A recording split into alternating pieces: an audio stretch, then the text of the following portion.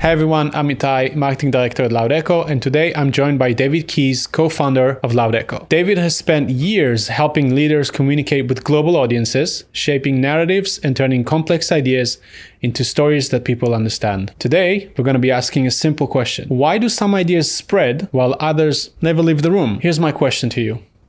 Everyone talks about storytelling. What does storytelling actually mean in business? Well, it's not such a simple question. And it's a subject that's sort of obsessed me for a long time, many years, where I tried to understand why certain ideas spread and why certain ideas didn't. And I really went deep into the psychology of language and culture and sociology and everything in between. And I tried to understand how I could create ideas that spread widely, because it struck me that a lot of people with great ideas had no idea how to spread them. And a lot of people with terrible ideas were very good at spreading them.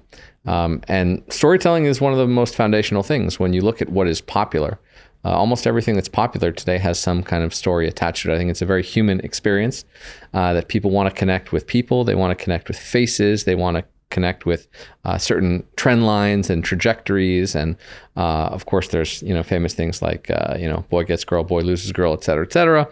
So there's some things that I think are hardwired in the DNA of the human experience that makes us connect.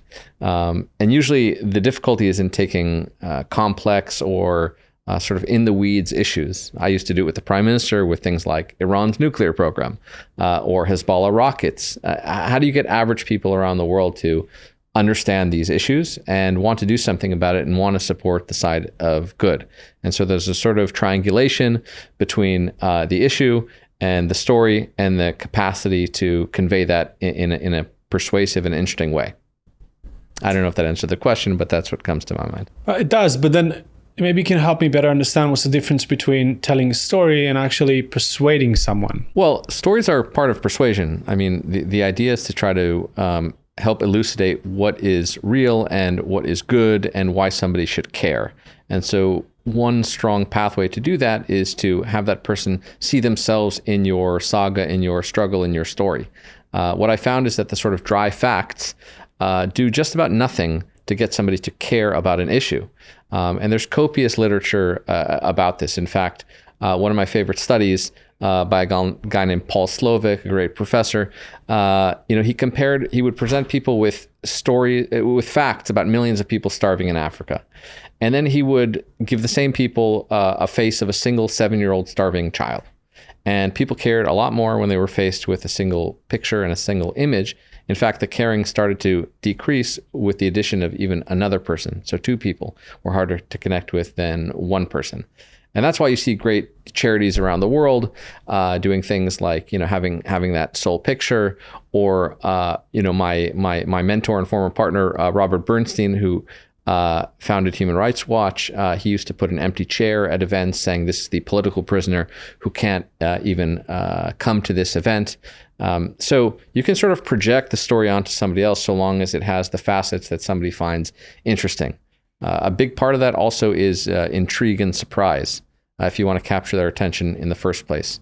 So it can't be something boring. It has to be something shocking and intriguing. And that's where the real magic is. That's where the real spark is. And I think that's the dominant reason why some ideas spread and many don't. Can we go back a little bit and can we dwell on the idea of why facts are not as important as people think they are in actually conveying someone or persuading someone? The human brain is sort of hardwired to understand images and faces and people, not numbers. We quickly lose scope of what is a really large number. We don't understand exponential growth. We don't really understand compounding.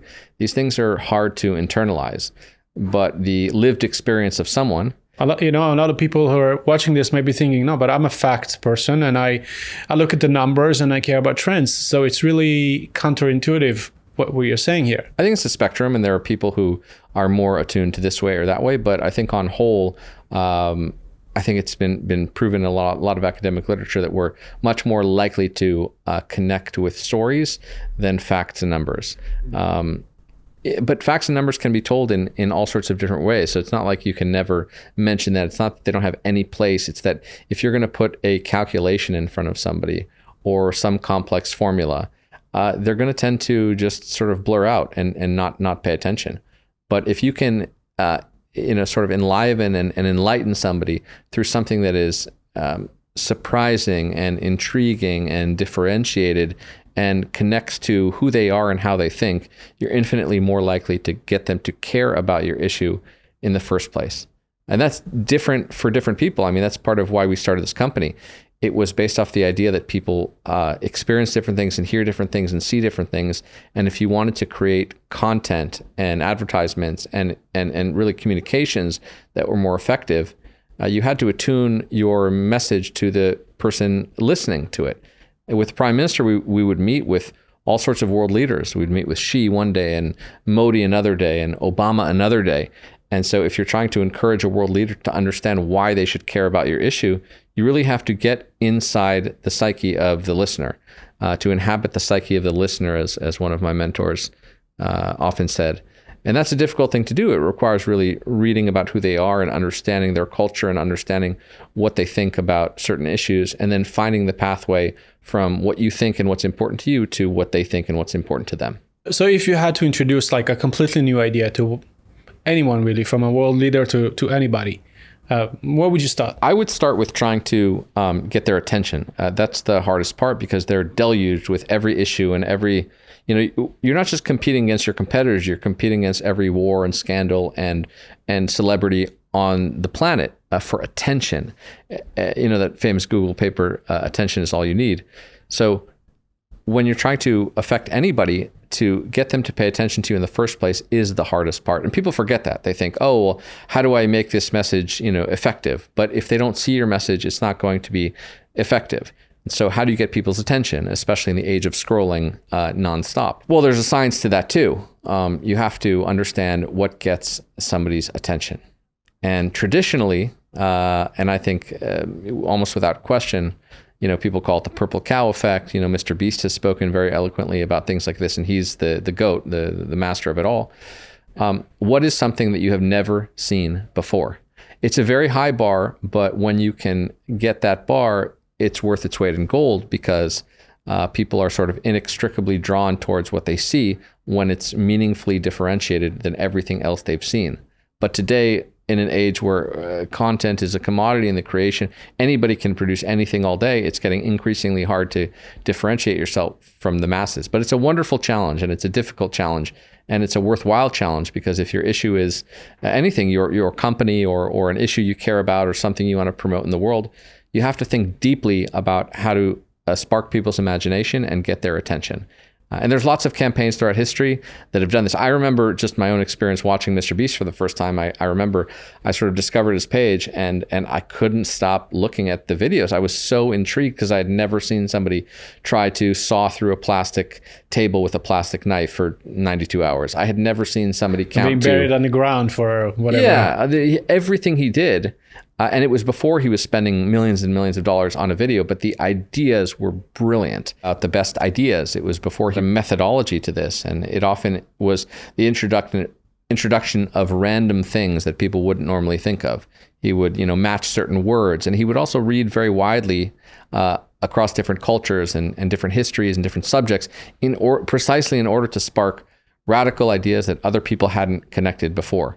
And so that it's possible to do, and there's a sort of formula to it, and there's an art to it. But absent that, you will never succeed in reaching the masses in a significant way. What do you think is the biggest storytelling mistake that founders and tech startup founders do? Well, it's a little bit tied to the subject of differentiation. I think they too quickly go into what is familiar. And so the way I look at the world, if I want to do something, I'll look at 50, 100 people in that space that are doing something, and I'll literally ask myself, what is the exact opposite of this thing, in order to spark radical and differentiated thought.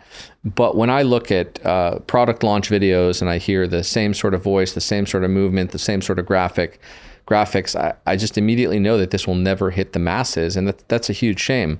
And you see it across all domains. If you're in the tourism industry, just go to YouTube and check out the tourism videos of 20 different countries, and you'll see the exact same settings: the sweeping drone shots, the sizzling food, the exciting nightlife, et cetera, et cetera.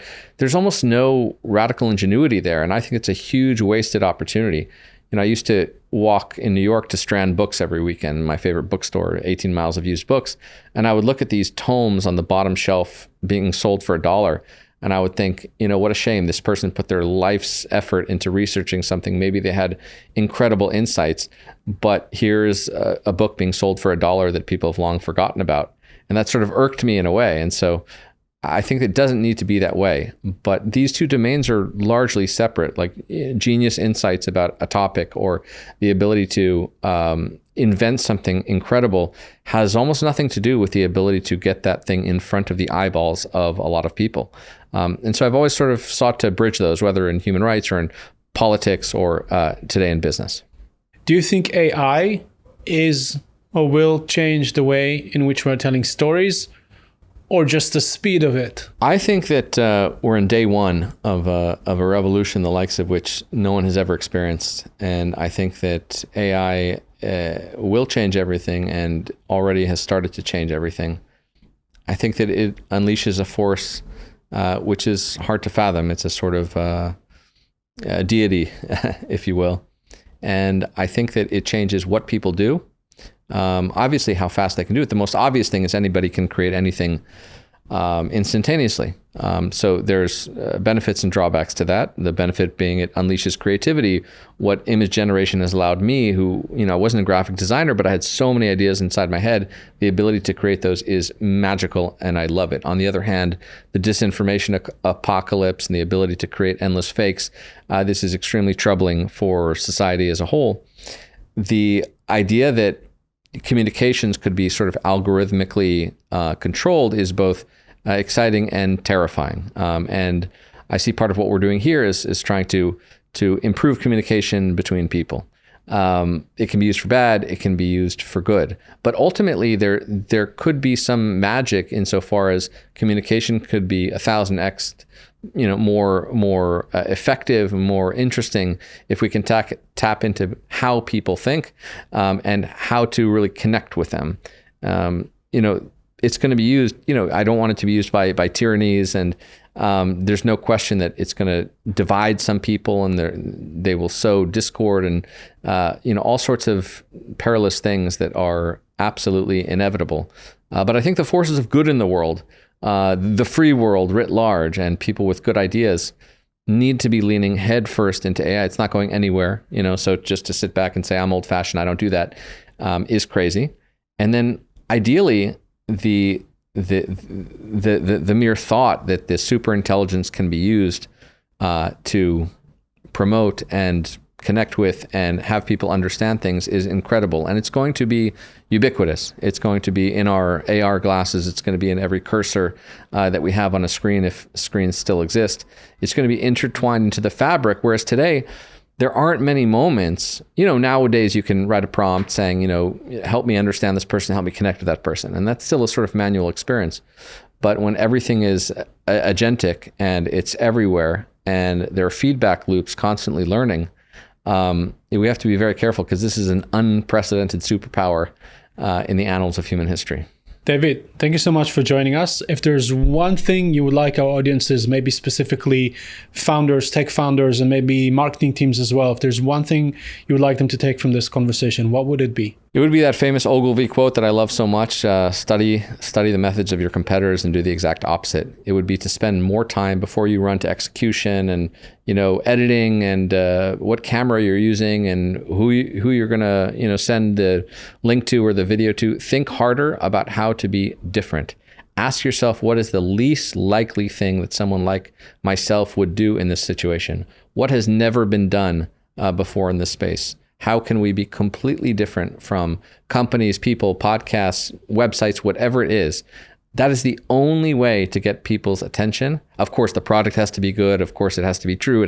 All those things are natural, but don't give in too quickly to the impulse to say, well, I've seen it done this way, so let's do that. That seems to work. It's always changing. iterate a lot, try new things, be radically bold, do not fear failure, fail faster, and iterate endlessly. And when you put this methodology together where you're aspiring towards differentiation, where you're not afraid to fail, and where you iterate frequently and often and try things that sound silly. A friend of mine calls it a cringe arbitrage, okay? So step into the weirdness, the zany. I love the satirical element and the trolling. That's the sort of lingua franca of today, of meme warfare. Memes, Elon Musk says, he who controls the memes controls the universe. And he's absolutely right, because so much information can be packed into just one little picture and one little meme. And we've all had that experience where we see something, we see it for a millisecond, and it makes us belly laugh. And we have to forward it to all of our friends and all of our family and say, you have to see this. Yeah. So you might be in SaaS, you might be in something that ostensibly is not the most exciting thing in the world, but you can always find a bridge to that delight, that awe, that moment where your mouth, is agape and you say, this is magical. I've never seen something like this. And there's a beauty to that. And that's what I think people should aspire to, and never, ever, ever relent on that bar of greatness in service of mediocrity or similarity to what other people are doing. That's my 2 cents. It's worth what you paid for it. David, thank you so much. And for the viewers also, thank you so much for being with us. Next week, we'll bring another speaker to talk about the interesting conversations in marketing, creativity, and AI.